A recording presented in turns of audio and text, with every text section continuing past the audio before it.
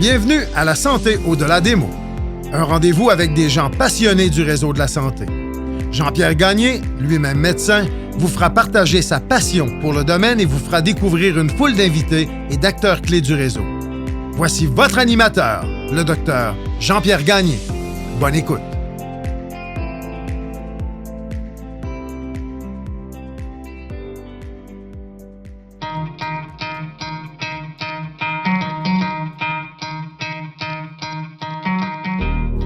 Je prends un court moment pour remercier les commanditaires qui rendent possible la diffusion du podcast La Santé au-delà des mots. Beauchamp-Beaulieu Dessureau-Toupin Groupe Conseil associé à la financière Banque Nationale Gestion de Patrimoine, Medix, LIM, le groupe Tige et Eurofin Environnex.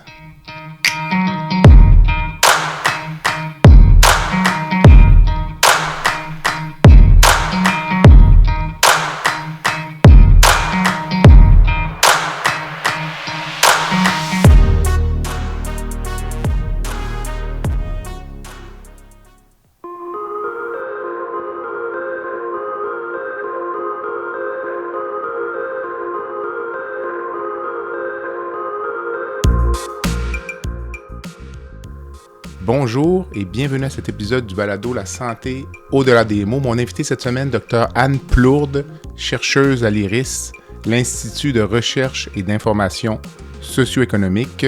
Nous discutons du livre de Dr Plourde, Santé Inc., mythes et faillites du système de santé. Avec mon invité, nous discutons donc de l'histoire du privé en santé et des mythes qui s'y rattachent. Au fil de l'entrevue, Dr Plourde déboulonne plusieurs mythes qui sont rattachés à la place du privé en santé. Je tiens à souligner que cet entretien a été enregistré il y a quelques mois, avant les événements politiques entourant le projet de loi 106.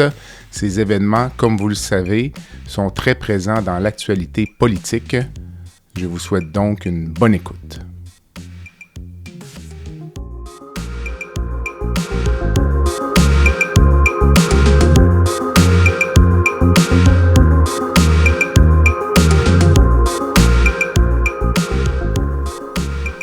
Madame Plourde, bon après-midi. Bonjour, bon après-midi. Vous allez bien? Oui, merci vous. Oui, c'est gentil. Merci d'avoir accepté l'invitation du balado La Santé au-delà des mots pour parler de votre livre qui s'appelle Santé Inc. chez Éco-Société, publié en 2024. Et pour la petite histoire, j'étais à Montréal pour une réunion syndicale de la Fédération des médecins spécialistes, puis je suis au complexe de Jardin, puis j'ai une collègue qui me dit « Écoute, je suis en train de lire ce livre-là, c'est très bon, il faut absolument que tu le lises. » Je pense qu'il y a une librairie juste à côté. Et je l'ai acheté sur le champ, donc. Ah bon, ben je suis ravie de savoir que vos collègues et vous-même êtes intéressés par ce livre-là. Non, tout à fait. Là, je pense qu'il faut lire de tous les horizons, puis je pense que du point de vue intellectuel, il faut lire des choses confrontantes. Puis c'est ce qui nous permet, là, comme personne, puis comme société, de progresser. Donc, votre livre, donc un plaidoyer contre le privé en santé, donc on va parler de ça aujourd'hui. Ça commence, si je ne m'abuse, par une citation de Pierre Fitzgibbon qui dit « Le privé est plus efficient que l'État, en général, par définition ».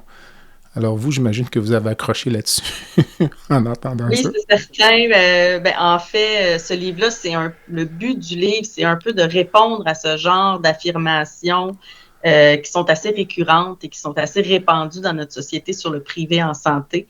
L'idée, c'était justement d'essayer de déboulonner un peu ces mythes-là sur le privé qui circulent abondamment et encore plus là, depuis quelques années. Puis cette citation-là de Pierre Fitzgibbon, en fait, il y en a plusieurs dans mon livre, là, des citations de ministres ou de membres du gouvernement actuel là, qui illustrent justement chacun des mythes que je tente de remettre en question là, dans le livre. Vous écrivez ce livre à titre de chercheuse à l'IRIS. Donc, si vous me présentiez peut-être ce qu'est l'IRIS, l'Institut de recherche et d'information socio-économique. Oui, ben c'est un institut de recherche indépendant. On est une organisation à but non lucratif. Donc, on n'est pas affilié à une université. On n'est pas non plus financé par le gouvernement. On a comme mission ben évidemment, de faire de la recherche. Hein. On est un institut de recherche, mais on a aussi comme objectif de se positionner dans le débat public. Donc, d'intervenir dans le débat public de différentes manières, que ce soit par de la vulgarisation, par des interventions dans les médias, par des articles de vulgarisation, par des conférences, entre autres.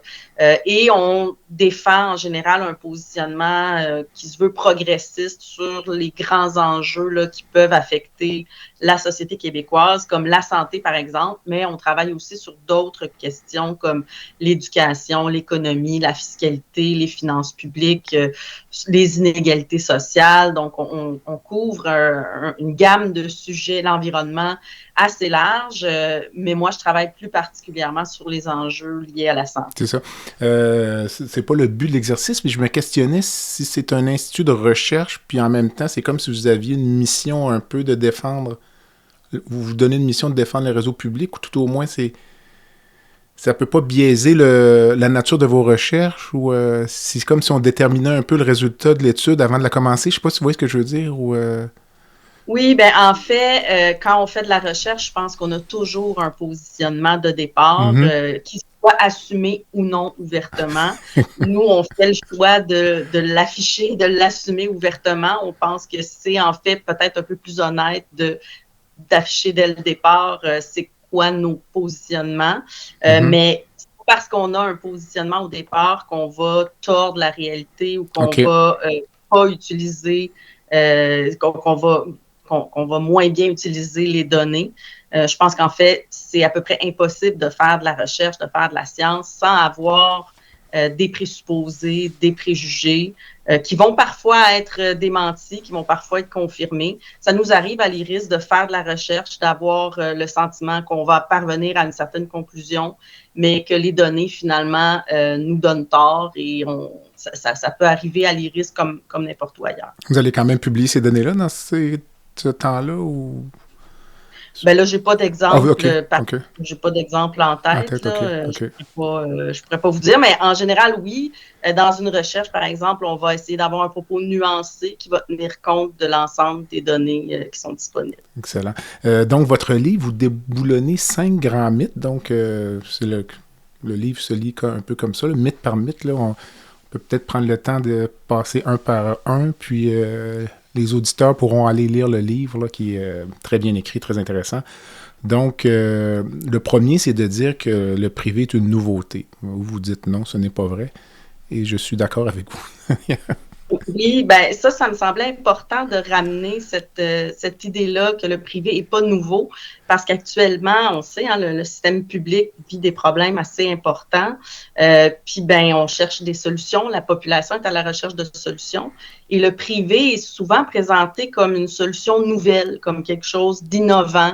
Un peu comme si on n'avait jamais essayé ça, là, puis que si on essayait le privé, ben, on allait peut-être enfin trouver des solutions aux problèmes du système public.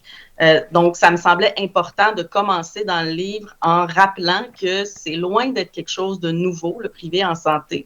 On l'a déjà essayé au Québec, on l'a essayé abondamment. Il y a eu une longue période du 20e siècle où on était dans un système de santé où le privé était prédominant. Et c'est justement en raison de l'échec du privé à cette époque-là qu'on a décidé de créer un système public.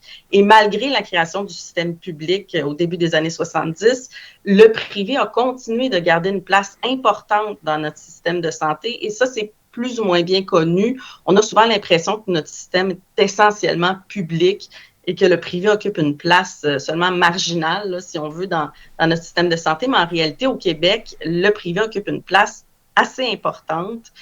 On est même, au Canada, là, on est même sous la moyenne de l'OCDE pour le pourcentage de nos dépenses qui sont consacrées, qui sont des dépenses publiques de santé. Donc, le privé occupe une place importante.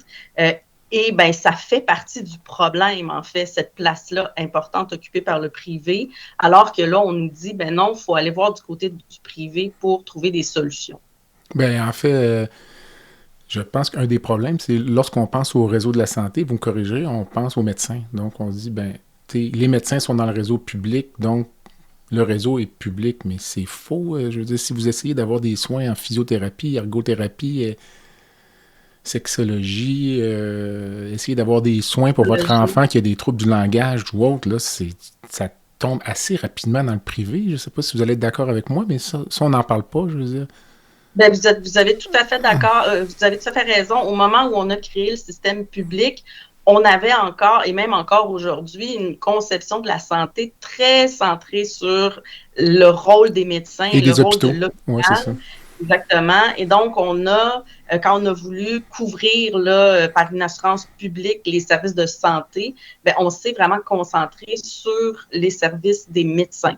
Et donc, la loi sur l'assurance maladie a couvert les services offerts par les médecins, mais pas les services offerts par les autres catégories professionnelles lorsque ces professionnels-là travaillent dans des cliniques privées. Par contre, une grande originalité au Québec, ça a été de créer des cliniques publiques qui intégraient des équipes multidisciplinaires, donc des physiothérapeutes, des psychologues, des infirmières, des médecins, des ergos, qui sont les CLSC. Et dans ces établissements-là, les services de ces autres professionnels-là sont couverts par l'assurance maladie.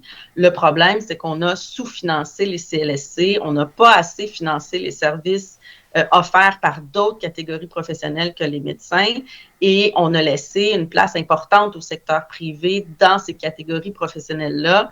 Actuellement, là, il y a 80% des dépenses qui visent à acheter des services auprès des professionnels non médecins qui sont des dépenses privées. Donc, le financement là, des services de santé offerts par des professionnels non médecins est très majoritairement privé. Le privé occupe une place vraiment importante dans toutes ces autres catégories professionnelles-là. Mais je tiens à dire que dans le cas des médecins, il y a un financement public des services des médecins, mais on est quand même dans un modèle où la prestation des services, elle est privée.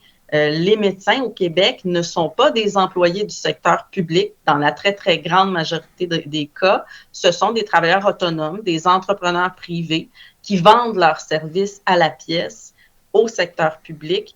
Et donc, ils pratiquent dans un cadre privé et dans bien des cas, en particulier dans le cas des médecins de famille, là, ils pratiquent dans des cliniques privées à but lucratif, sauf que leurs services sont couverts par des fonds publics.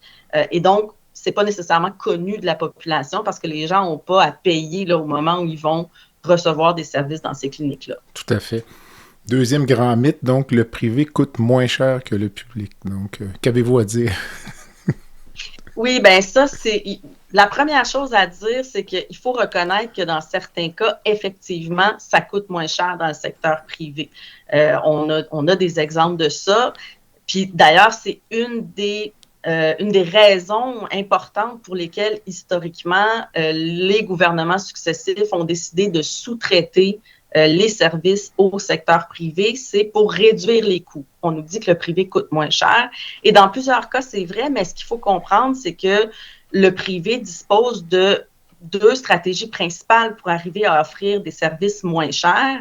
Ça va être soit de payer les employés moins cher, donc d'avoir des moins bonnes conditions de travail pour les employés, ou encore de réduire la qualité des services. Et ces deux éléments-là sont étroitement liés. Hein. Quand on a des conditions de travail moins bonnes, souvent, ça va venir aussi avec une moins bonne qualité des services.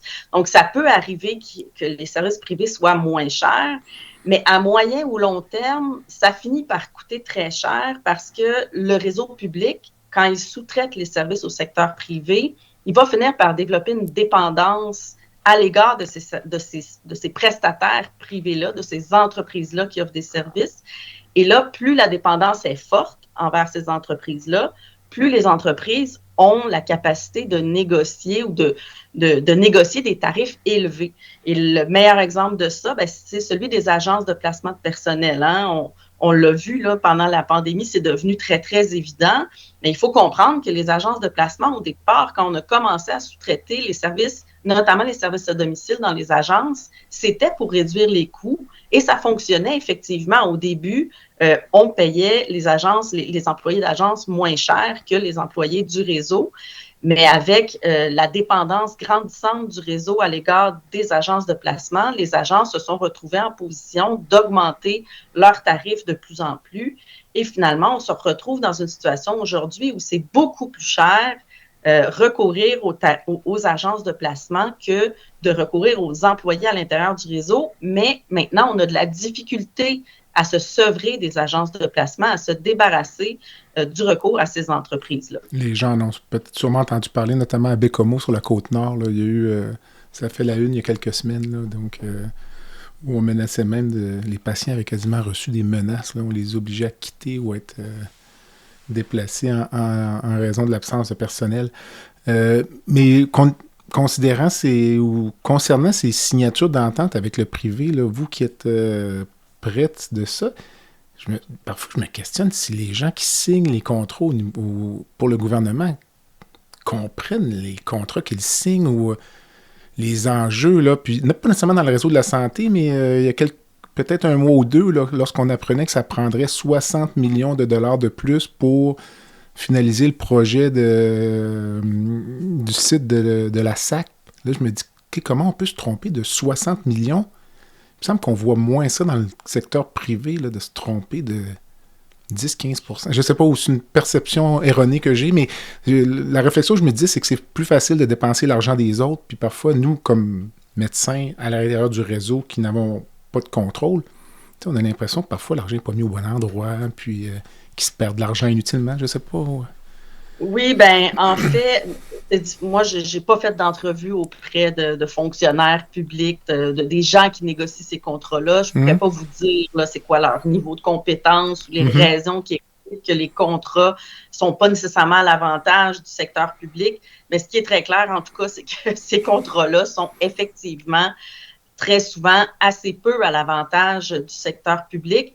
Je pense qu'une des raisons qui peut expliquer ça, au-delà des compétences ou des intentions des gestionnaires individuels, ça peut être justement cette dépendance-là structurelle du réseau public à l'égard du secteur privé qui prend une place tellement importante aujourd'hui que le réseau qui est pressurisé, qui est en crise, qui est à la recherche de solutions rapides et faciles, va être un peu contraint d'accepter des conditions qui ne sont pas nécessairement favorables là, pour l'ensemble de la population, parce qu'en bout de ligne, vous avez raison, hein, c'est l'ensemble de la population qui paie pour ces services-là.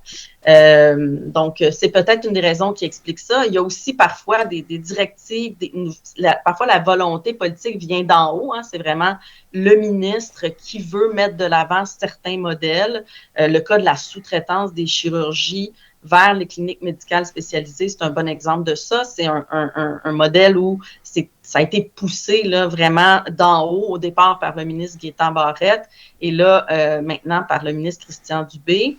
Et on a mis ça en place avec des contrats dont les conditions sont extrêmement avantageuses pour les centres médicaux spécialisés. Là, on parle de contrats où le remboursement complet de l'ensemble des frais des cliniques est garanti et on garantit en plus un profit de 10 à 15% pour les cliniques. Donc, on se retrouve dans une situation où ça finit par coûter très cher pour le secteur public et plus cher que si on faisait faire les chirurgies à l'interne au sein même du réseau. Mais ça, êtes-vous capable de le prouver que ça coûterait moins cher dans le réseau? Est-ce que c'est si clair que ça? Parce que jusqu'à il n'y a pas longtemps, le réseau public ne savait même pas combien les interventions coûtaient.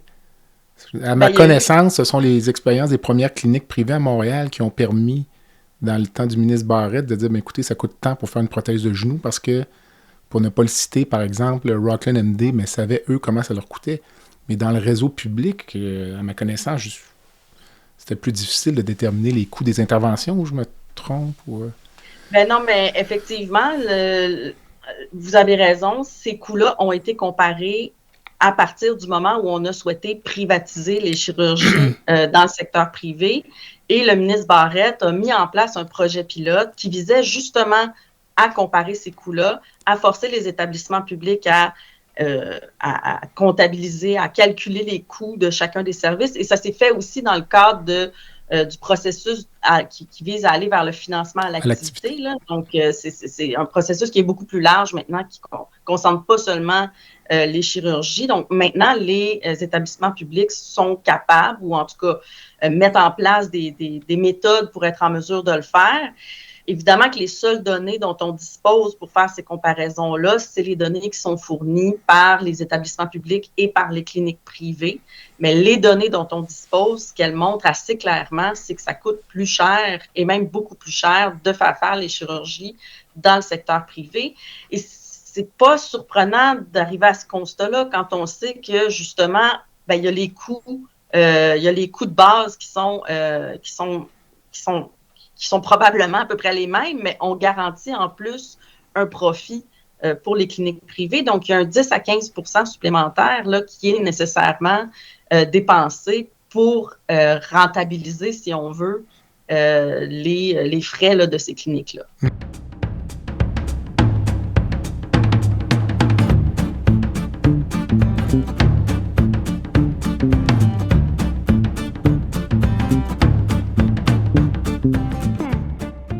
Medix simplifie la facturation médicale des médecins spécialistes, anesthésiologistes, internistes, pneumologues et bientôt les chirurgiens.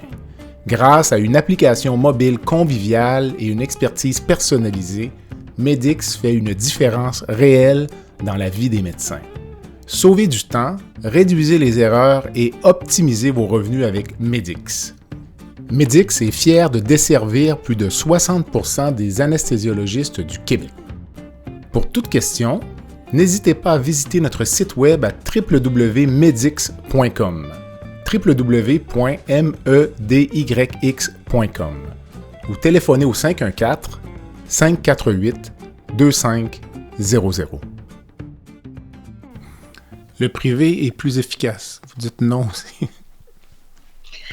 Oui, bien ça c'est comme on en a parlé au début avec le ministre Fitzgibbon. C'est peut-être l'idée la plus prégnante. OK.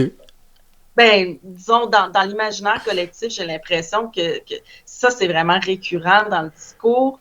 Puis en réalité, bon, il y a toute la question de la bureaucratisation, là, je pense qu'on va peut-être y revenir tantôt, mais en tout cas, quand on regarde concrètement les modèles qui existent au Québec de dispensation privée des services, il n'y a rien qui nous indique que c'est plus efficace. Là. On a mis en place au Québec des modèles comme ça qui visent à donner des services dans le secteur privé. Et ce qu'on constate, c'est qu'on n'atteint pas du tout les objectifs qu'on se fixe avec ces modèles-là.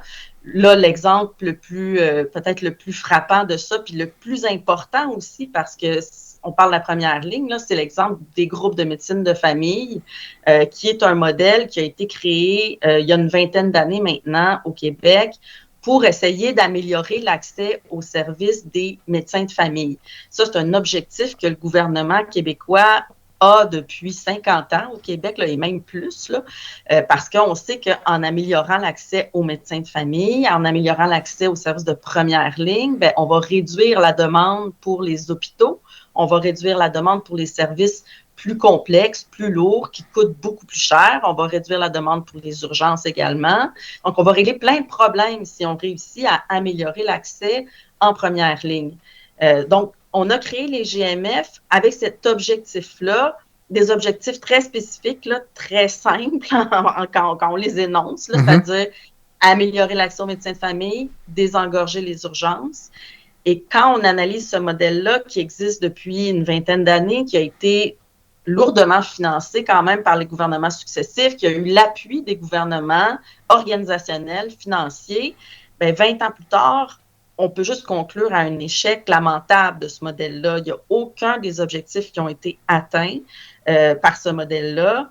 Et en plus, on se rend compte que les conditions de base là, qu'on a tenté de mettre en place pour que les GMF atteignent leurs objectifs sont souvent même pas respectées, et ce qui explique en partie là, que justement les objectifs ne soient pas atteints. Là. Et on continue malgré tout de financer ce modèle-là, qui est un modèle privé, là, je l'ai pas précisé, mais les GMF, c'est C'est essentiellement des cliniques privées. En très grande majorité, ce sont des cliniques privées à but lucratif qui sont financées par des fonds publics. Donc, c'est entièrement financé par des fonds publics, mais c'est un modèle privé de service qui n'atteint pas les objectifs et qui, malgré tout, continue de recevoir du soutien du gouvernement et même qu'on élargit leur mandat à plusieurs reprises là, dans les dernières années. On a élargi leur mandat, élargi leur mission, élargi leur financement. Et à chaque fois, on se retrouve devant des échecs. Le modèle des super cliniques, c'est aussi un exemple de ça où on a les super cliniques, c'est des espèces de gros GMF auxquels on a donné des mandats supplémentaires et la majorité d'entre eux, depuis leur création en 2016, d'une année à l'autre, ne respectent pas les engagements pour lesquels ils sont financés et continuent malgré tout de garder leur statut de super clinique et donc de recevoir le financement qui vient avec. Sauf erreur, vous me corrigez, les GMF, vous dites que c'est un modèle privé, mais ça ne veut pas dire que les médecins sont actionnaires des GMF. Là. Non, effectivement. Okay. Et ça, c'est préoccupant. En fait, contrairement aux centres médicaux spécialisés, qui sont les cliniques privées de chirurgie, là, où les médecins spécialistes vont aller pratiquer, les cliniques dans lesquelles les établissements publics sous-traitent les chirurgies, ce sont des centres médicaux spécialisés. Et ces cliniques-là privées de médecine spécialisée, il y a des balises très claires là, sur le fait qu'il doit y avoir une majorité de médecins qui sont sur le conseil d'administration de ces cliniques-là. Il doit y avoir une majorité de médecins actionnaires de ces cliniques-là. Mais ces balises-là n'existent pas pour les GMF. Pour les GMF. Okay. Et dans le cas des GMF, donc, il y en a plusieurs qui sont en fait entièrement la propriété d'investisseurs qui ne sont pas médecins, qui détiennent des chaînes de GMF, qui détiennent aussi des cliniques entièrement privées en même temps, donc des cliniques payantes là, dans lesquelles les gens doivent payer, parfois dans la même bâtisse. Donc, une espèce de confusion des genres. Là. Mm-hmm. Ça provoque beaucoup de problèmes, là, cette incursion-là de plus en plus importante d'investisseurs qui sont vraiment là simplement pour tirer profit là, du système de santé. Là. Vous dites également que le privé n'aide pas à réduire les listes d'attente dans le réseau public. Donc, Oui, bien ça, c'est quelque chose qui revient beaucoup dans le discours du ministre Dubé là, depuis là, la pandémie. Là, hein, nos cliniques de chirurgie vont aider à réduire les listes d'attente dans le secteur public. On nous promet que, et ça, c'est un argument qui est récurrent aussi depuis de nombreuses années. Puis ça repose sur l'idée un peu intuitive que si on crée des nouveaux services privés, si on ouvre des nouvelles cliniques privées, on est en train d'ajouter des services à la somme totale de services qui existent. Donc, ben, ça doit être bénéfique. Hein? Si on ouvre plus de cliniques privées, on va nécessairement avoir plus de services disponibles, donc on va réussir à réduire les listes d'attente du public. Mais en réalité, ce que les études montrent, c'est que très souvent, quand on augmente l'offre de services privés, on va augmenter les listes d'attente dans le secteur public en même temps. Et la raison pour laquelle ça se produit, c'est parce que ce soit le secteur public ou le secteur privé, ces deux secteurs-là vont reposer sur le même bassin de main-d'œuvre pour être en mesure de donner les services. Et on le sait, la main-d'œuvre en santé, elle est limitée, elle n'est pas infinie. Quand on ouvre une clinique privée, on n'est pas en train de cloner des infirmières ou des médecins. Donc, quand on augmente l'offre de services privés, ce qui se produit en réalité, c'est une vampirisation des ressources professionnelles qui ne sont plus disponibles ou qui sont moins disponibles pour travailler dans le secteur public. Et donc, on est en train de réduire les capacités du secteur public à donner des services. Donc, à court terme, parfois, ça peut être profitable, mais à moyen et long terme, ben, on déstructure le système public, puis on n'est pas en train d'aider la situation, au contraire. Et d'ailleurs, c'est reconnu ça par le gouvernement lui-même. Là. Il y a des mécanismes au moment de l'adoption de l'assurance maladie publique qui ont été mis en place pour justement essayer d'empêcher cet exode-là du personnel, du public vers le privé.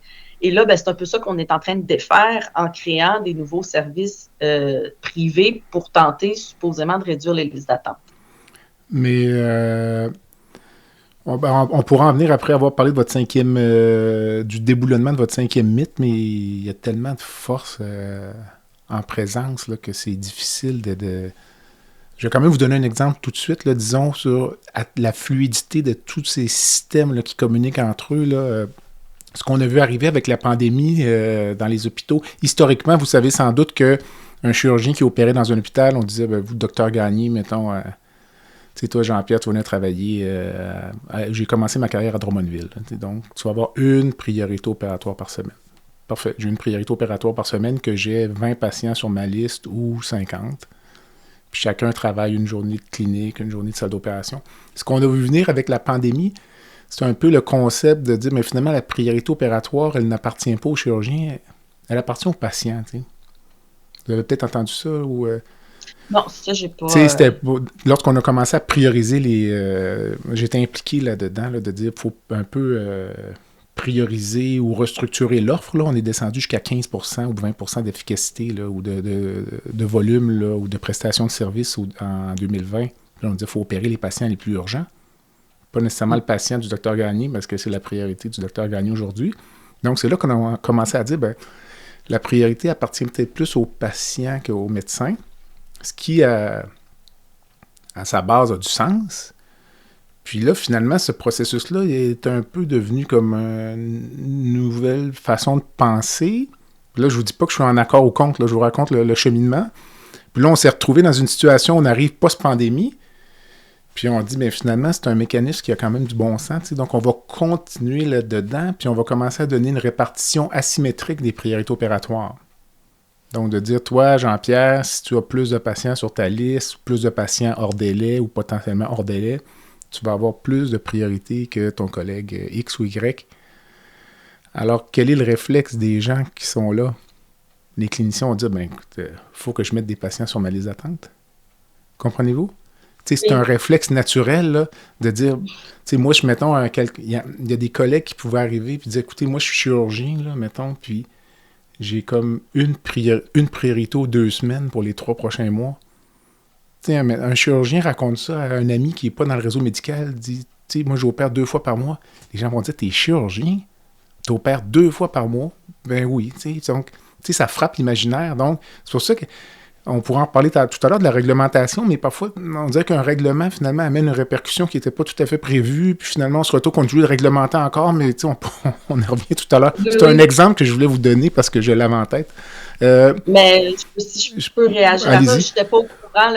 On m'apprend souvent ce genre de détails de fonctionnement interne du système public, puis je dirais que ça, c'est peut-être justement un effet pervers de tentative bureaucratique de contrôler une pratique qui est un peu qui est privée en quelque sorte. Là, je ne sais pas si les résultats seraient différents si les chirurgiens étaient tous des salariés des hôpitaux et qui n'étaient pas en compétition en quelque sorte les uns avec les autres pour avoir accès au plateau. Je vous dirais peut-être qu'il y aurait d'autres enjeux. Il y aurait peut-être d'autres enjeux parce que peut-être si vous aviez un chirurgien salarié dans un hôpital puis vous le faites opérer 1 fois par mois, il va peut-être faire un burn-out. Là, il va tomber en maladie. Puis, il y aurait peut-être d'autres enjeux. C'est pas si facile que ça pour moi de dire qu'une action A va amener un résultat B. Là. Le dernier mythe, c'est que vous dites que le privé améliore la qualité des soins sans nuire à l'équité et à l'accès aux services. Oui, quand on voit les sondages, souvent les gens sont plus méfiants à l'égard de... C'est un mythe qui est peut-être moins prégnant que d'autres, que les autres qu'on a vus jusqu'à maintenant. Là. Quand on parle de qualité des services, d'équité dans l'accès aux services, j'ai l'impression que la population au Québec, en général, va quand même être un peu plus méfiante à l'égard du privé, puis avoir l'impression que... peut-être qu'il y a des risques au niveau de la qualité ou au moins de l'équité dans l'accès aux services. Et en fait, avec raison. Quand on a une privatisation des services, que les données montrent assez bien, c'est qu'il va y avoir des conséquences négatives sur la qualité des soins. Le cas des chirurgies, c'est un cas qui est documenté, notamment en Grande-Bretagne, où il y a eu des études qui ont été faites là-bas, justement parce qu'eux ont pris le chemin que nous, on est en train de prendre une dizaine d'années avant nous. Donc, au début des années 2010, eux ont choisi de sous-traiter comme ça les chirurgies dans le secteur privé. Et le résultat de cette sous-traitance-là, ce qu'on constate, c'est une augmentation de la mortalité évitable associée à cette privatisation-là. Il y a d'autres cas, on peut penser par exemple à la pandémie, où on a eu des conséquences beaucoup plus lourdes en termes de mortalité, en termes d'infection dans les centres d'hébergement privés à but lucratif par rapport aux conséquences dans les centres d'hébergement publics à but non lucratif. Et ça s'explique entre autres par le fait, dans le cas des centres d'hébergement, là, ça c'est documenté dans d'autres provinces où on constate assez bien que dans les centres d'hébergement privés à but lucratif, on va avoir tendance à avoir moins de personnel, du personnel moins bien formé. On va avoir tendance à prendre une part des investissements dans la résidence. Là, il y a une part des investissements qui va être moins grande dédiée aux services. Donc, il y a toutes sortes de mécanismes qui viennent avec le fait d'être une entreprise privée qui cherche à faire du profit, qui vont finalement avoir un impact sur la qualité des services et qui vont donner des conséquences, les conséquences qui peuvent être fatales, là, parce qu'on parle ici de santé, hein, on parle pas de produire des voitures, là, on parle de soigner des gens. Et ben, pour ce qui est de l'équité dans l'accès aux services, là, encore une fois, ben, quand on parle de la privatisation des services en termes de financement. Donc, quand on parle de ce qu'on appelle parfois le privé-privé, c'est-à-dire quand les gens sont forcés de payer pour avoir accès à des services, dans ce cas-là, je pense qu'il n'y a personne qui croit vraiment que ça ne peut pas avoir d'impact négatif sur l'équité dans l'accès aux services. Là, on sait, ça c'est très, très, très bien documenté que quand il y a un paiement associé à l'accès aux services, ben, on vient d'avoir des conséquences, c'est sûr qu'on va avoir des conséquences négatives pour l'accès aux services, pour les populations les plus vulnérables, qui sont aussi souvent les populations avec les plus grands besoins, parce qu'on sait qu'il y a un lien très clair entre la situation socio-économique, une situation socio-économique défavorisée et une situation de santé généralement moins bonne. Donc, les gens avec les plus grands besoins se retrouvent avec une plus grande difficulté à avoir accès à des services. Mais ça demeure vrai potentiellement, même quand les services sont payés par le public. Là, on nous dit en ce moment, ben vous n'aurez pas à payer, hein, on va sous-traiter les chirurgies dans le secteur privé, mais vous n'aurez pas à payer, ça va être gratuit, vous n'aurez pas à sortir votre carte de crédit. Mais ce que l'histoire au Québec et ailleurs nous montre, c'est que même quand on nous dit que ça va être gratuit, même quand c'est payé par le public, c'est jamais tout à fait gratuit dans le secteur privé. Un bon exemple de ça au Québec, c'est le cas des frais accessoires.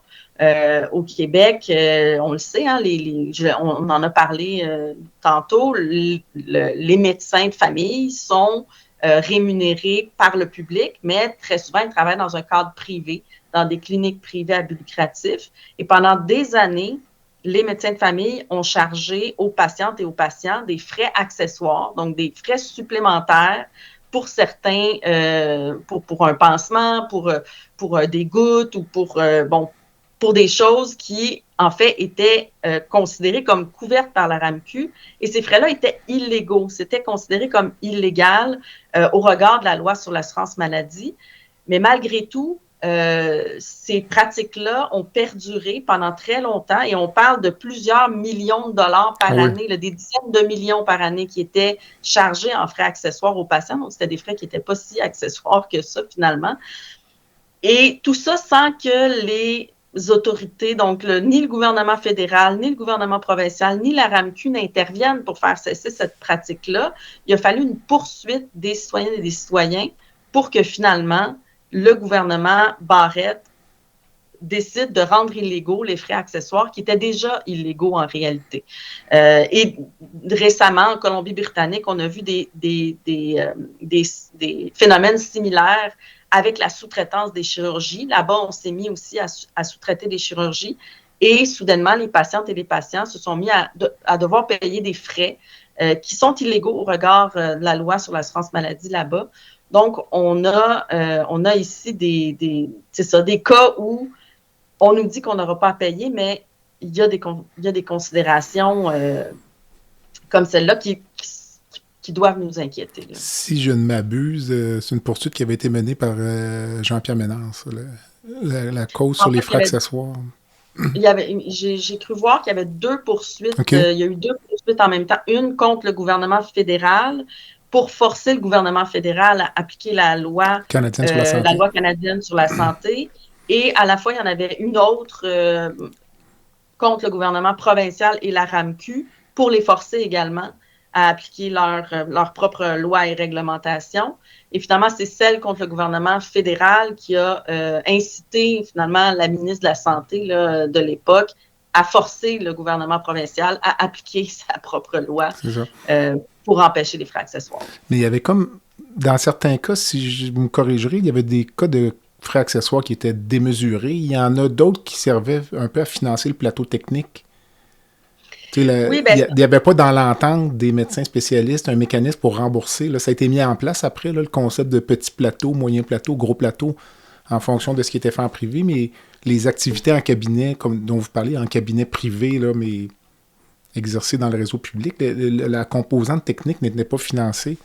Donc, finalement, si on ne facturait pas de frais accessoires, soit on travaillait à perte ou on n'offrait pas le service. Là, il y avait un peu de ça, mais c'était pas juste ça. Mais c'est toujours un enjeu avec le fait que ces services-là soient donnés par des entreprises privées. Il y a le fait que pour le grand public ou pour les chercheurs et les chercheuses, c'est impossible d'avoir accès aux rapports financiers de ces cliniques-là et de vérifier les affirmations selon lesquelles on n'est pas rentable, nos frais ne sont pas couverts, on a besoin d'être financé davantage. Moi, on me répond souvent ça là, dans les débats, plus particulièrement avec les médecins de famille là, qui font valoir beaucoup ça, là, que c'est pas rentable, on n'est pas assez financé.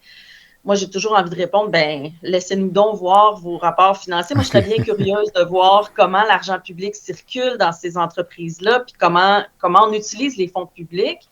Puis en fait, on n'a aucun moyen de le savoir. Là. C'est des centaines de millions de dollars qui sont investis dans ces cliniques-là sans qu'on puisse vérifier comment sont utilisés les fonds publics et est-ce que réellement il y a un sous-financement là, qui est présent.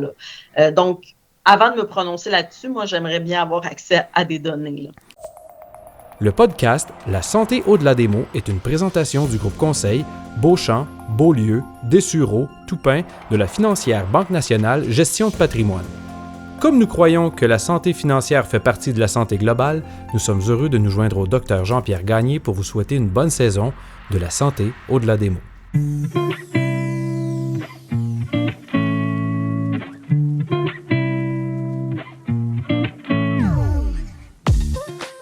Fer et Velours est une entreprise de Québec spécialisée dans la location de mobilier vintage et création d'ambiance. Nous vous proposons une offre de service à la carte et selon vos besoins. De la simple location à la gestion événementielle complète. Chez Fer et Velours, notre slogan est de faire différent avec élégance. Visitez notre site web au www.fervelours.com. Au plaisir de vous rencontrer.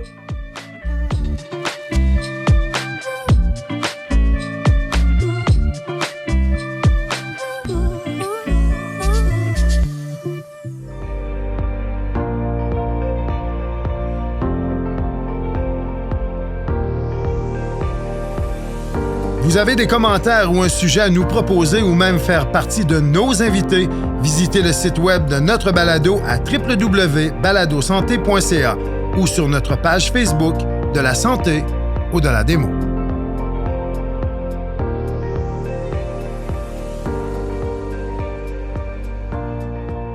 Vous parliez de la perception du public, de la qualité des soins dans les cliniques privées, puis que peut-être une perception négative. C'était pas l'image que j'en avais.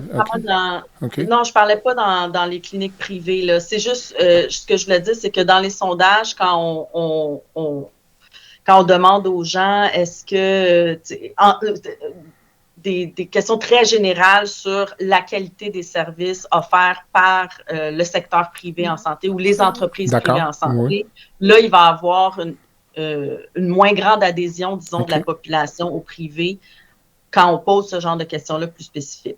Mais je me prononçais pas là. En fait, souvent, les gens, vous avez raison, disons, là, c'est très anecdotique, là. Moi, je reçois des commentaires ou des questions de personnes qui lisent mes études puis qui vont me dire des choses comme « Ah oui, mais quand je suis allée dans telle clinique privée pour ma chirurgie, ben c'était très beau, on a des bâtiments qui sont neufs, on reçoit un bon service. Donc, individuellement, les gens peuvent très bien avoir le sentiment qu'ils ont été bien servis puis qu'il y a une grande qualité de service. Mais c'est quand on regarde les données plus globales que là, on va avoir des vraies réponses sur est-ce que la qualité des services, elle est bonne dans les cliniques privées ou dans le secteur privé en général. Parce que j'ai l'impression qu'il y a une portion croissante de nos concitoyens qui ont comme premier réflexe d'aller vers le privé. Les gens ont une demande d'examen ou... moi, je suis chirurgien dans le réseau public, là, évidemment, puis je reçois régulièrement des consultations qui viennent de chirurgiens qui exercent dans le réseau privé. Puis le patient s'est dirigé spontanément vers le réseau privé pour se faire dire par le chirurgien qui est là, écoutez, moi, j'ai pas les ressources pour faire ça, c'est trop compliqué. Le patient revient, là, mais moi, je le vois, là. Son premier réflexe a été d'aller en privé. Donc, il y a quand même une portion de la population qui a une perception selon laquelle les soins vont être peut-être pas meilleurs, mais certainement plus rapides. C'est probablement ça ce qui les motive. Oui, non, mais là, ça, vous avez tout à fait raison. Puis en fait, c'est une des raisons pour lesquelles j'ai senti le besoin de publier le livre Santé Inc. C'est parce qu'il y a une réception ou de plus en plus, disons, il y a une acceptation de plus en plus grande dans la population de l'idée qu'il faut faire une place plus grande au privé. Il y a une banalisation de plus en plus grande du recours au privé. Mais je pense pas que c'est nécessairement une adhésion convaincue de la population à une privatisation des services.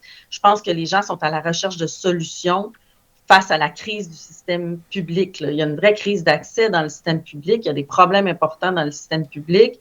Et les gens ont besoin d'avoir accès à des services qui sont essentiels. Donc, les personnes qui ont les moyens, les personnes qui ont des assurances vont, si elles le peuvent, on peut les comprendre d'ailleurs, aller chercher les solutions qui se présentent à elles. Mais là, si elles peuvent avoir un accès plus facile dans le privé, c'est pas parce que le privé est capable d'offrir un accès, pas parce qu'il est plus efficace, c'est simplement parce que les patientes et les patients qui ont recours au privé sont limités par les frais qui sont imposés pour avoir recours à ces services-là. Donc, c'est certain que si on exclut une partie de la liste d'attente, ça permet à certaines personnes de la contourner. Tout à fait. Vous parliez de l'enjeu de l'équité dans l'accès, là, mais quand je prends un peu de recul, là, ça fait quand même une trentaine d'années presque que je travaille, puis je me dis des fois, le réseau de la santé, c'est le dernier survivant de ce modèle sociétal qu'on avait au Québec ou qu'on aimerait avoir, parce que l'inéquité est partout, là. L'inéquité est en éducation. Si vous êtes dans une classe sociale supérieure, vous allez avoir une meilleure éducation, vous allez mieux manger, vous allez boire de la meilleure eau, vous allez avoir une voiture qui est plus sécuritaire. L'inéquité est partout. Je ne sais pas si... On dirait qu'on s'accroche à la santé comme étant la dernière bouée de ce rêve qui est en train de s'étioler. On dirait que ça dépasse... Pour moi, ça dépasse l'enjeu de la santé, la discussion qu'on a aujourd'hui. Puis, on dirait qu'on focus trop sur la santé. C'est comme si on regarde juste l'arbre et on voit pas la forêt. Je sais pas où.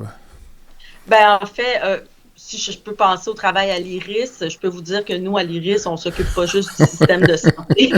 C'est ce que vous décrivez. Mais dans la population, disons. Je sais pas. Oui, en fait, on fait de la spéculation un peu, là, parce que j'ai pas fait d'études sur les raisons qui expliquent ça, ou si même, je sais même pas si c'est nécessairement vrai, mais j'ai tendance à penser comme vous, effectivement, que le système de santé, jusqu'à récemment, en tout cas, ça restait un rempart là, qu'on voulait préserver de l'incursion du privé puis de l'incursion des inéquités.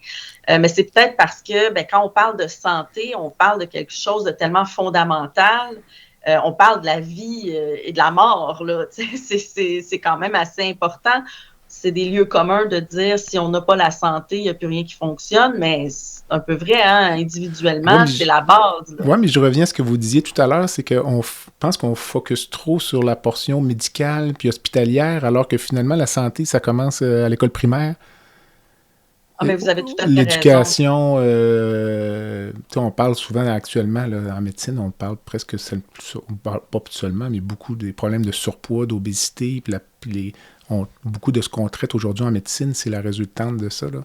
Maladies cardiovasculaires, cancer ou autre, mais ça part de l'enfance, donc la santé, ça part à l'école primaire, mais là, on dirait qu'on focus, on parlait tout à l'heure de l'attention des médias, on dirait qu'on est trop focusé, sur la santé, quand on pense parfois là, que le ministre de la Santé fait une intervention publique parce qu'il y a des patients qui attendent depuis trop longtemps dans une urgence au Québec, là, je me dis, c'est comme l'espèce de micro-gestion épouvantable là, d'avoir le nez collé sur un petit problème comme ça. Je sais pas je suis d'accord avec vous. C'est par ailleurs, à l'IRIS, on ne fait pas juste critiquer l'incursion. Non, mais je critique pas l'IRIS, là, je parle de... Non, mais ce que je voulais dire, c'est qu'on développe aussi une réflexion sur ces enjeux-là de toute la question des déterminants sociaux de la santé, puis de l'importance de la prévention, oui. Du fait que notre système public de santé est beaucoup trop centré, comme vous le dites, sur les médecins en particulier, sur l'hôpital, sur le curatif, puis que la prévention est négligée, la première ligne est négligée également, puis en fait, toute l'action sociale et collective qu'on devrait mener sur les causes profondes de la maladie pour réduire la demande de services, moi, j'adhère absolument à ce discours-là. Puis en fait, ça aussi, là, c'est quelque chose qui fait pas mal l'unanimité parmi les experts de la santé publique, par exemple, là, qui pointe depuis très longtemps le fait que, au Québec, on a une croissance de toute une panoplie de maladies évitables. C'est pas inévitable, là, cette croissance-là des besoins. Là, c'est pas juste le vieillissement de la population, c'est aussi la dégradation de l'état de santé de la population, y compris de la population vieillissante, qui est liée à des facteurs qui ont pas nécessairement grand-chose à voir avec l'accès au système de santé en tant que tel, là. C'est sûr qu'il faut agir en amont, puis ça concerne tous les autres ministères et pas seulement le ministère de la Santé.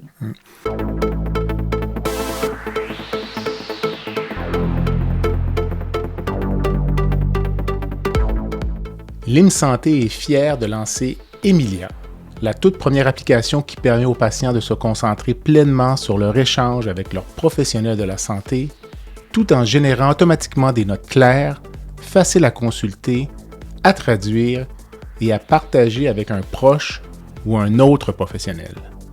Alors que les solutions de Scribe IA apparues dans le secteur de la santé visaient jusqu'ici à faciliter la prise de notes des médecins, Emilia se distingue en s'adressant exclusivement aux patients. Elle marque ainsi une étape décisive en matière d'innovation en santé au Québec et au-delà.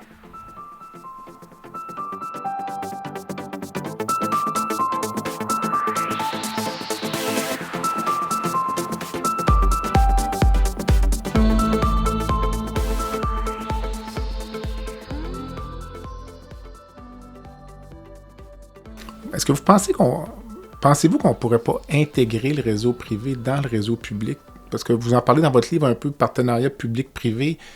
Puis j'essaie cette théorie-là avec tous mes invités de ce temps-ci, là, mais si moi je vais me faire une prothèse de hanche dans une clinique privée, puis je donne 25 000 $, ce 25 000 $-là, il disparaît. Là. Il va dans la poche des investisseurs de la clinique. Mais si le réseau privé était incorporé dans le réseau public et que je dépensais ce 25 000 $ dans l'hôpital public, l'hôpital fait du profit, mais prend cet argent-là, l'utilise peut-être pour donner des traitements de chimiothérapie. Avez-vous déjà pensé à ce modèle-là? Puis on pourra parler de l'équité après, là, mais puis finalement, on utilise des infrastructures qui sont déjà présentes. On préserve tout l'aspect de la qualité des soins parce que ce sont les mêmes intervenants. On crée peut-être même un attrait pour le personnel parce que là, les infirmières se feraient dire, écoutez, si vous êtes embauché dans l'hôpital X, vous allez avoir le loisir, si vous le désirez, de faire X samedi en privé avec un salaire plus intéressant. Tu sais, puis je sais pas, est-ce que c'est de l'hérésie ce que je dis là ou... Ben, en fait, c'est que j'ai de la misère à comprendre exactement le modèle que vous avez en tête. Ben, je vous Moi, ça dirais, me fait mettons que, penser- par exemple, le samedi, il là, n'y a pas d'actionnaires puis d'investisseurs. non, c'est le réseau public qui est investi, qui gère, là. Mais le samedi, Ah, mettons, OK. le samedi, vous Bon, avez ben, dans le ce cas-là, samedi, c'est une déprivatisation. ben, c'est une forme de déprévitisation, mais il n'en a pas pour moi que le samedi, par exemple, dans mon hôpital, moi, il y a une salle de garde, là. À côté de ça, il y a une salle d'orthopédie privée, mais gérée par l'hôpital. C'est l'hôpital qui facture le patient, là. Mais je comprends qu'il faut sortir de la boîte complètement, revoir toutes les structures, les syndicats, tout ça. Mais, puis je veux dire, il y a un accès, mais évidemment, celui qui va payer pour le 25 000, il a l'argent pour le donner, là. Mais sinon, cette personne-là va aller de toute façon le donner à la clinique privée. Donc, tant qu'elle le donnait à la clinique privée, peut-être même les gens diraient, moi, ça me fait plaisir. Je vais aller me faire ma prothèse de genou dans l'hôpital, dans le secteur privé de l'hôpital, et je sais que cet argent-là reste dans le réseau public et va servir finalement peut-être à payer la chimiothérapie de ma conjointe qui a un cancer du sein. Tu sais. Je me dis, est-ce qu'on pourrait penser en dehors de la boîte? Puis en même temps, on a un contrôle réel sur ce qui est le privé. Ce sont les mêmes intervenants, tout le personnel, c'est le même réseau qui s'échange. Ensuite, on enlève tout l'enjeu d'affiliation, désaffiliation des médecins, que vous connaissez certainement très bien, là, pour jouer au yo-yo entre le réseau public-privé. Puis là, on crée une saine compétition entre ce réseau-là et le réseau privé. Puis peut-être que là, le réseau purement privé va trouver que le modèle d'affaires ne fonctionne plus parce que les services sont déjà offerts dans le secteur privé du réseau public. Je sais pas si... Tu sais, je vous lance ça comme ça, là, mais je sais pas, est-ce que c'est complètement fou? Je me dis, c'est la bonne personne.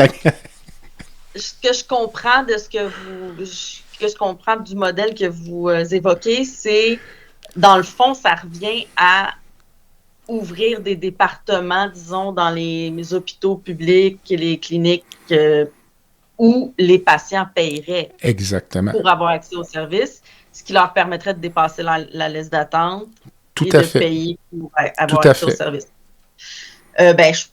Sans j'ai jamais réfléchi diminuer l'offre dans le public et en faisant le pari que ça permettrait peut-être d'augmenter l'offre dans le réseau public et non pas de la diminuer parce qu'il y aurait une plus libre circulation des individus. Donc, les médecins, comme vous le savez très bien, moi, je ne peux pas arrêter d'opérer à 4 heures dans mon hôpital ici puis aller travailler à la clinique privée le jour même. C'est impossible. Dans un modèle comme ça, oui, il pourrait y avoir une salle d'opération privée le soir pour faire des protèges de hanche de 5 heures à minuit. Puis, chirurgien embarque, tu sais, puis... Mais... prenez l'idée en délibéré. Hein? D'équité, principalement. Pardon? Là. Je vois beaucoup de problèmes d'équité. Ben, je suis d'accord, mais moi, je prends pour acquis l'équité, elle est là. Tu sais. Mais je me dis peut-être que ça pourrait... notre société est inéquitable. Alors, comme je dis, de s'attacher à ça, puis de mettre tous les freins, je sais pas. Puis, je me mets du point de vue de l'individu, là. Puis, ça, vous devez l'entendre aussi, là. La personne âgée de 75 ans qui a de l'arthrose de la hanche, qui devient de plus en plus débilitante, qui attend 2 ans pour sa prothèse de hanche, qui est finalement rendue au fauteuil, incontinente, narcodépendante, et que le réseau public de santé lui dit, écoutez, vous allez devoir attendre 2 ans et demi pour votre prothèse de hanche, et en même temps, on met en place des mécanismes pour restreindre l'accès que vous pourriez avoir au réseau privé. Trouvez-vous ça pour le citoyen? Moi, j'ai un petit problème avec ça aussi, là, que la société dise on n'est pas capable de vous donner le service, mais on va vous empêcher d'aller le chercher ailleurs. J'ai un malaise avec ça. En ce moment, on n'empêche pas les gens d'aller non, mais on chercher vise à l'empêcher. Parce que même le Collège des médecins s'est prononcé là, en faveur de diminuer l'accès au privé. Là, donc, j'ai un petit malaise avec ça. Oui, c'est parce que, en fait, pour en venir à des solutions comme ça, faudrait penser qu'il n'y a rien d'autre qu'on peut faire pour améliorer l'accès aux services dans le système public. Puis, à mon avis, il y a énormément de choses qu'on pourrait faire pour améliorer l'accès dans le système public actuellement. Il y a plein de dysfonctionnements puis de choses qu'on pourrait faire. Puis, entre autres, le financement de services privés, ça fait partie du problème, ça. Ça, c'est une très grande quantité d'argent qui pourrait être utilisé pour améliorer l'accès aux services dans le secteur privé, dans le secteur public. Mais ça, c'est juste un élément. Là. Il y a vraiment beaucoup de choses qu'on pourrait faire. Fait que puis à l'IRIS, si ça vous intéresse, on a aussi publié, il n'y a pas tellement longtemps, là, en novembre 2023, on a publié un document, une brochure de réflexion sur ce qu'on considère être les principales solutions pour le système de santé au Québec. Okay. Une de ces solutions-là, c'est de déprivatiser les services, mais on en propose 6 des solutions. Donc, c'est vraiment pas juste de déprivatiser les services. Et dans notre discussion, on en a évoqué quelques-unes, là, justement, agir en prévention, en première ligne, démédicaliser le réseau. Il y a toutes sortes de choses qu'on pourrait mettre en place pour améliorer l'accès aux services et la qualité aussi des services dans le secteur public avant d'en arriver à des solutions comme celle-là. Mais si vous deviez déprivatiser le réseau, là, vous commenceriez par quoi, là, juste pour que ce soit? Parce que c'est tellement... Oui, il me semble que c'est plein de tentacules. Ben, le secteur privé qui existe actuellement au Québec, il est fortement nourri par un financement public massif. Donc, l'État, celui qui a l'argent là, pour financer tous ces services-là, a quand même un pouvoir important pour rediriger les grandes orientations de la dispensation des services au Québec. Puis ça peut se faire de différentes manières. On pourrait, moi, je propose d'agir sur 2 volets principalement. Tu sais, il y a le volet du financement privé des services, puis il y a le volet de la prestation privée des services. Donc, quand on parle de prestation privée avec un financement public des services, donc, par exemple, les GMF, les cliniques médicales spécialisées, tous ces modèles-là, les CHSLD privés conventionnés, tous ces modèles-là où on a de l'argent public qui est investi dans des entreprises privées à but lucratif pour donner les services, bien, on pourrait dire désormais, le financement public de vos services vont être conditionnels au fait de se convertir en organisme à but non lucratif. Parce que ça, je ne l'ai pas précisé, mais à mon avis, ce n'est pas nécessairement que ce soit le secteur privé le problème. Le problème, c'est vraiment le caractère à but lucratif des entreprises privées qui pose principalement problème. Là. Donc, on pourrait dire à ces organisations-là, bien, si vous voulez continuer d'être financé par des fonds publics, vous devez vous convertir en organisme à but non lucratif et vous devez vous doter d'un mode de gestion démocratique et transparent, donc avec un conseil d'administration élu, représentatif de la population qui est desservie, des travailleurs et des travailleuses de la clinique, et vous devez avoir une gestion transparente. C'est des fonds publics qui sont investis, donc vos comptes, vos états financiers doivent être publics pour que tout un chacun puisse vérifier que les fonds publics investis sont bien utilisés. Donc ça, c'est sur le plan de la prestation. Évidemment qu'il y aurait des résistances politiques importantes, mais sur le plan technique, c'est assez simple. Là, c'est exactement ce qu'on a fait au Québec quand on a nationalisé les hôpitaux. Dans les années 60-70, on a procédé exactement de cette manière-là. On a dit aux hôpitaux, ben, vous êtes entièrement financés par des fonds publics. Nous, on ne veut plus là, que ce soit des communautés religieuses ou des entreprises privées qui dirigent ça, les hôpitaux. On veut que vous vous intégriez au réseau public si vous voulez continuer à obtenir du financement public et on veut que vous vous dotiez de conseils d'administration élus qui doivent avoir telle composition. On a procédé comme ça et la totalité des hôpitaux ont intégré le réseau public parce qu'ils étaient entièrement dépendants de ce financement-là pour continuer à fonctionner. Okay. Et du côté du financement privé, donc quand les gens doivent dépenser là, pour s'acheter des services, on a dit tantôt qu'il y a certaines contraintes là, qui existent seulement pour que la loi sur l'assurance maladie s'est appliquée principalement aux médecins, dans le fond. C'est venu avec des contraintes, ça, pour les médecins, pour essayer justement d'empêcher l'exode des médecins vers le secteur privé. On a dit aux médecins, bien, si vous travaillez dans le secteur, si vous adhérez au régime public, vous allez être financé publiquement, mais vous n'avez pas le droit à la pratique mixte. Donc, vous ne pouvez pas travailler à la fois dans le public et dans le privé. Et les services couverts par la RAMQ, les services médicaux couverts par l'assurance maladie, ne peuvent pas être couverts par des assurances privées. Donc, interdiction des assurances duplicatives. Et ces deux mécanismes-là ont largement permis de garder les médecins dans le régime public. Là. C'est vrai qu'il y a un certain exode, mais il est beaucoup moins important que dans le cas des autres catégories professionnelles où, on l'a dit tantôt, là, la majorité des physiothérapeutes, des psychologues travaillent dans le secteur privé. Donc, on pourrait élargir, en fait, les dispositions de l'assurance maladie à l'ensemble des professionnels de la santé. Et donc, élargir la couverture, mais aussi élargir les conditions qui sont appliquées seulement aux médecins, aux autres professionnels également, ce qui permettrait de s'assurer que ces professionnels-là intègrent le système public, finalement. OK. Mais est-ce que... vous me parliez des GMF puis l'absence de contrôle des médecins sur les GMF. J'ai toujours pensé que ça venait de ça, de cette... Les autres professionnels, notamment le collège des médecins, il y a souvent une interdiction pour les médecins de faire des affaires un peu, de faire de la publicité ou une certaine restriction par rapport, par exemple, aux pharmaciens. Moi, ça m'a toujours frappé, là, ou aux vétérinaires, disons. Le vétérinaire prescrit le médicament puis va le vendre.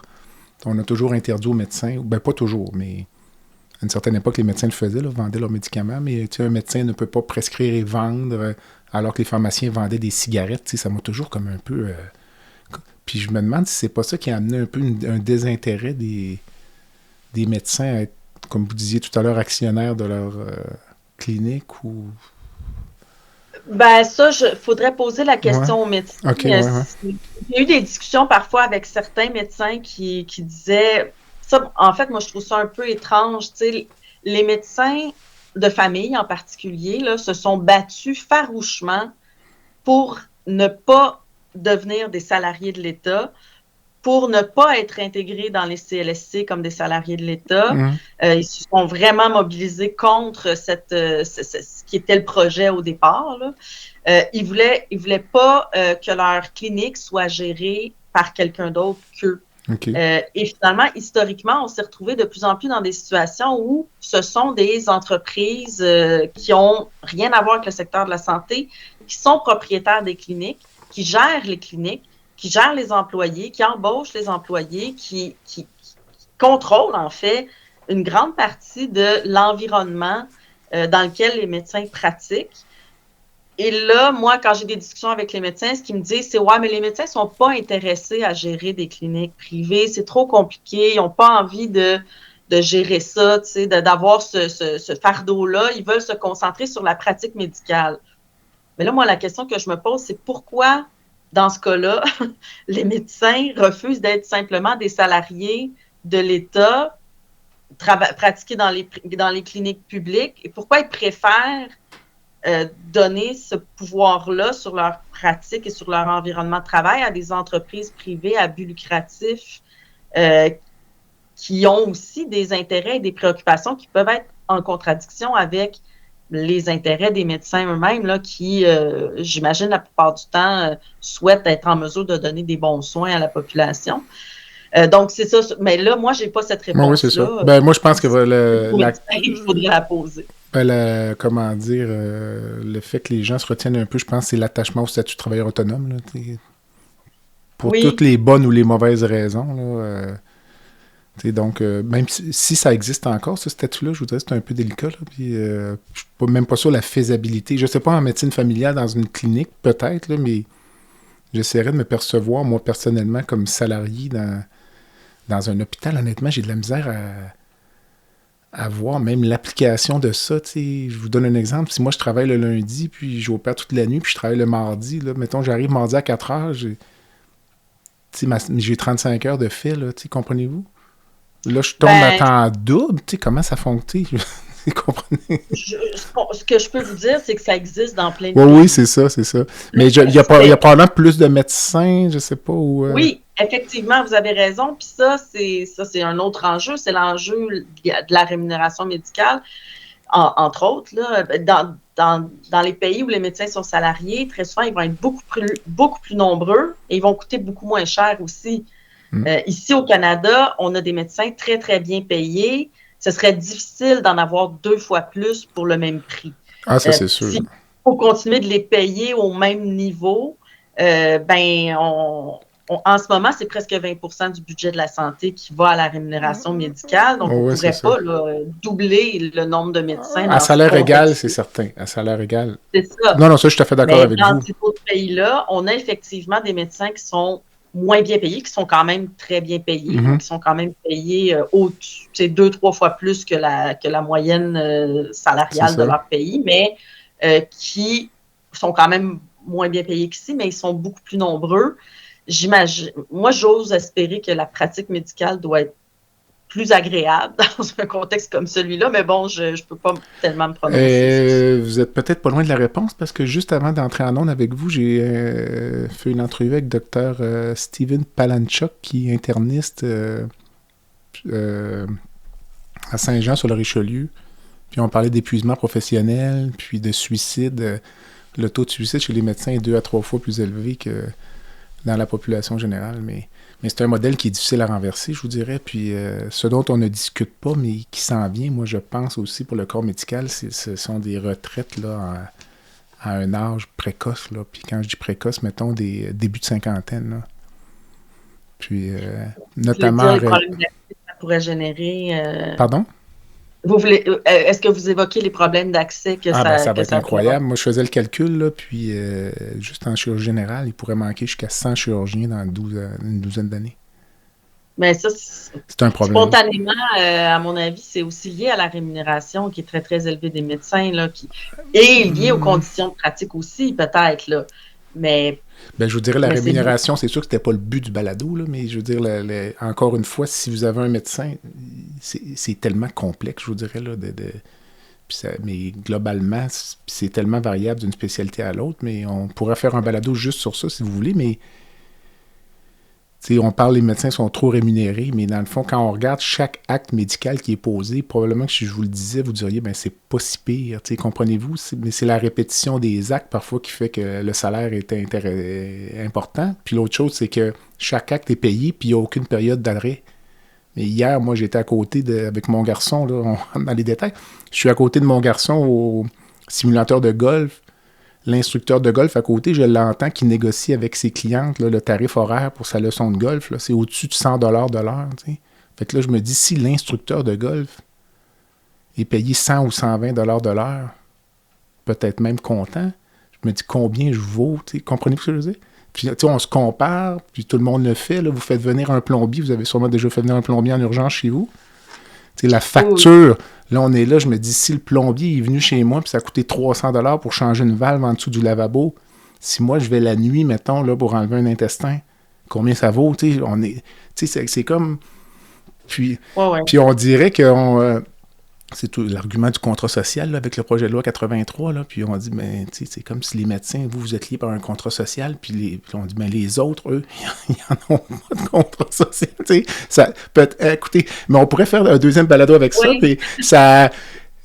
mais je dirais que ça aide pas le climat d'épuisement professionnel dans la profession, je vous dirais. Cette espèce de pression constante des médias, de se faire attaquer. Puis je vous dirais, c'est une game politique pour moi, là, je dis game parce que c'est le terme qu'on emploie au Québec. On dirait que c'est payant pour le gouvernement de focusser sur un seul groupe. Puis je comprends que les médecins coûtent cher, tout ça, mais de dire que les médecins sont... C'est comme si, ultimement, on était responsable de tout ce qui va mal dans le réseau. Je suis comme... Non, là, je veux dire... Mais en fait, je vous dirais que oui, il y a la rémunération, mais il y a aussi l'autre chose qu'on a déjà nommée à quelques reprises, il y a le fait que le réseau est tellement centré sur les médecins. Je suis 100%. C'est vrai qu'il y a un poids énorme qui repose sur les médecins. On a 20 000 médecins actuellement au Québec là, qui sont responsables de l'accès à peu près tous les services, y compris les services des autres professionnels. C'est vrai. Ça, c'est un problème. Et ça, c'est un problème auquel on a tenté de faire face en créant les CLSC au début des années 70, puis en mettant l'équipe multidisciplinaire au premier plan, en disant, ben c'est l'équipe multidisciplinaire qui est responsable d'accueillir les patientes et les patients, puis les gens vont être pris en charge par le bon professionnel au bon moment. Puis là, on est encore en train de dire ça en ce moment, là, mais on le dit en ce moment dans un modèle où on a comme pas vraiment donné la chance à ce modèle-là des CLSC, puis on a choisi de le remplacer par les GMF, les groupes de médecine de famille, mais ça, c'est encore une fois un modèle qui est très centré sur les médecins, où l'accès au service du GMF dépend de l'inscription des patientes et des patients auprès des médecins du GMF. Et là, on a transféré les professionnels de l'équipe multidisciplinaire du CLSC ont été transférés dans les GMF. Avant, on avait accès directement à ces professionnels-là. Maintenant, pour avoir accès à ces professionnels-là, il faut d'abord voir un médecin, puis c'est le médecin qui décide si vous ça en va avez être besoin. qui les autres professionnels qui vont être vus. Donc, on accentue le problème en faisant ça. Puis là, ben, pour les médecins, il y a des avantages et des désavantages à un système comme celui-là. L'avantage, c'est que ça leur donne un grand pouvoir de négociation de leur rémunération, un grand contrôle quand même sur leur pratique professionnelle. Mais le désavantage, c'est que ça leur impose une pression énorme, une pression morale, une pression de la charge de travail. Si tout doit passer par eux, ça doit effectivement être épuisant. Mais là, jusqu'à maintenant, les fédérations médicales, en tout cas, je ne sais pas ce qu'il y en est des individus médecins, c'est quoi leur position, mais les fédérations médicales ont toujours défendu un modèle comme celui-là qui est très centré sur les médecins. Tout à fait. Donc, historiquement, les médecins portent un peu la responsabilité ou en tout cas les fédérations médicales qui représentent les médecins, là, de cette organisation-là qui n'est pas du tout efficace des services. On approche de la fin. J'avais la question que je voulais vous poser tout à l'heure, même l'organisation, vous parliez de l'accès, la prise en charge en médecine familiale au Québec, on a un modèle où vous avez 100% d'accès ou aucun accès, selon le fait que vous soyez inscrit ou non. Puis je me demandais s'il n'y avait pas une erreur, historique du gouvernement, cette espèce d'idée de vendre l'histoire que chaque Québécois a un médecin de famille, alors que c'est pas vrai que chaque Québécois a besoin d'un médecin de famille. T'sais, donc, on peut dire que chaque Québécois a besoin d'un intervenant en santé. C'est quelqu'un à qui parler, idéalement tout le temps la même personne. Mais est-ce que vraiment qu'un individu en bonne santé, sans facteur de risque, a besoin d'un médecin de famille? Finalement, cette place-là est prise. Puis moi, je vois régulièrement en clinique des patients, là, je me dis des 80, 85 ans. Puis je dis, je vais envoyer une lettre à votre médecin de famille. Mais j'en ai pas. Là, je suis là comme, vous n'avez pas de médecin de famille. Je me dis, ça, c'est la faillite d'un système. Je veux dire, la personne est hyper vulnérable. Je me demande comment elle fait pour fonctionner. Elle prend 8 médicaments. Là, je me dis, qui renouvelle ça? Comment vous fonctionnez? Puis les patients nous demandent de renouveler leur prescription d'antihypertenseurs lors d'une visite pour un cancer du côlon. Donc, cette vision ou cette espèce de vente du concept là, de un médecin de famille pour chaque Québécois, je ne sais pas, est-ce que c'était une erreur ou... Ben, à mon avis, tout à fait. Là, je suis absolument d'accord avec vous. À mon avis, une des grandes erreurs historiques au Québec, ça a été d'abandonner le modèle des CLSC qui visait justement à contrer cette tendance-là. C'était exactement ça le concept des CLSC. C'était la prise en charge en première ligne, elle va se faire par une équipe multidisciplinaire. Il y a même plusieurs CLSC, quand ils se sont créés, qui ne voulaient pas de médecins dans leur équipe au départ. Ils disaient, on va accueillir les médecins plus tard. On va on va créer notre CLSC sans médecins pour que, justement, on remette un peu en question cette idée-là qu'on doit avoir absolument un médecin dans l'équipe. C'est certain qu'il y a des choses on a besoin des médecins, il y a des choses qui doivent être faites par les médecins, mais il y a une très grande proportion des problèmes de santé qui seraient mieux répondus par d'autres professionnels que les médecins. On peut penser aux problèmes de santé mentale, tous les problèmes musculo-squelettiques. Les gens vont dans les cabinets médicaux de médecins de famille pour des douleurs musculaires, pour des douleurs squelettiques liées à des déplacements musculo-squelettiques. Ben, c'est des physiothérapeutes, des ergothérapeutes, des ostéopathes qui sont les mieux placés pour régler ces problèmes-là, mais on n'a pas accès à ces professionnels-là. Donc, puis ça, c'est un autre livre que j'ai écrit, si ça vous intéresse, là. Mon premier livre portait sur l'histoire des CLSC au Québec. Ça commence à me tenter. Si vous voulez Qui avait été créé, d'ailleurs, le premier CLSC, je ne me trompe pas, c'était Pauline Marois qui en était la directrice. Non, les CLSC, ça date de 1971. Là. C'était pas Pauline Marois qui était PD directrice? On pourrait le vérifier, on vérifiera hors d'onde. Je pense que oui. Peut-être. On le voit ça, vous m'apprenez quelque chose. Écoutez, on en rediscute. Je veux vous entendre juste sur Santé Québec, là, parce que vous avez été interviewé dans Profession Santé. Puis on vous a demandé si vous étiez PDG de Santé Québec, vous avez dit que vous aboliriez Santé Québec. Fait que j'ai dit, il faut que je termine avec ça. Oui, pour moi, Santé Québec, c'est la culmination de 20 ans de réforme qui va dans le mauvais sens. Là. Ça fait depuis les premières fusions, en fait, il y a eu déjà des premières fusions dans les années 90, mais disons les fusions du début des années 2000, les refusions de Barrette.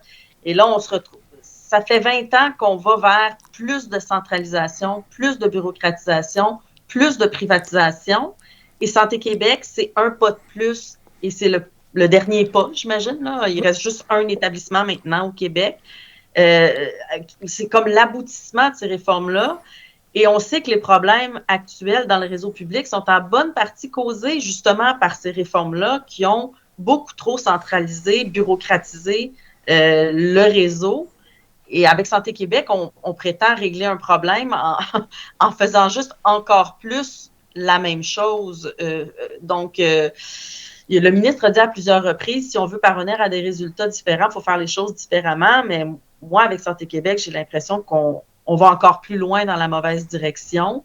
Donc, c'est sûr que, on va voir là, comment les choses vont se dérouler, mais j'ai très peu d'espoir sur le fait que cette réforme-là va permettre de régler les problèmes du système de santé actuellement.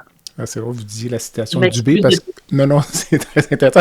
Vous parliez de la citation du ministre Dubé, parce que si je ne m'abuse, Einstein avait dit, lui, que la folie, c'est de faire tout le temps la même chose et d'espérer un résultat différent à la fin. Ouais. Donc, ça a été extrêmement intéressant. Madame Plourde, ça va être à reprendre certainement. Donc, il y a une petite section baguette magique dans mon balado, donc j'ai hâte de voir ce que vous allez me dire. Donc, si vous pouviez changer une seule chose, mais par magie, puis... tout est ouvert, là. Il n'y a aucune limite. Dans le système de santé, j'ai vu vos questions dans votre questionnaire. Je trouve ça extrêmement difficile de répondre à ça. Je peux pas changer une seule chose puis régler par magie les problèmes du système de santé. Mais comme j'ai dit, à l'IRIS, on a réfléchi à des solutions puis on en propose 6. OK. Je peux pas toutes vous les présenter parce que ça prendrait une autre heure, mais j'invite vos auditrices et vos auditeurs à aller lire. C'est disponible gratuitement sur le site de l'IRIS.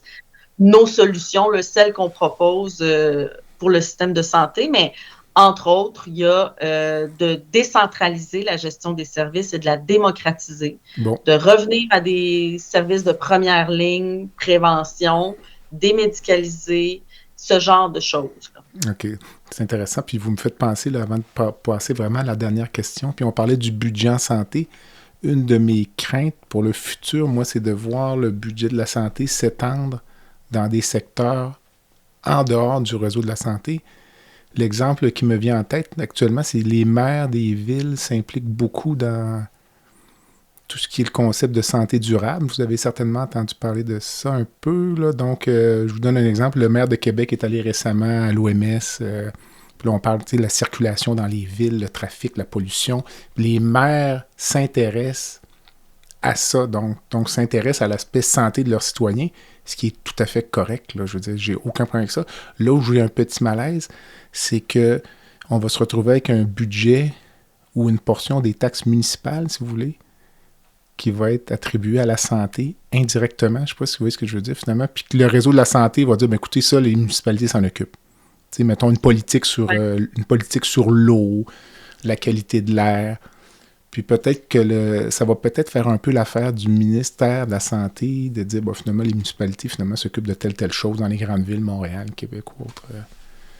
Ben, j'avais vu ça passer rapidement. Là, moi, ça m'a agacé comme étant les prémices d'un certain mouvement, on pourrait se retrouver avec quelques dizaines de millions de dollars de plus dans l'enveloppe budgétaire globale parce que ça vient toujours de la même poche.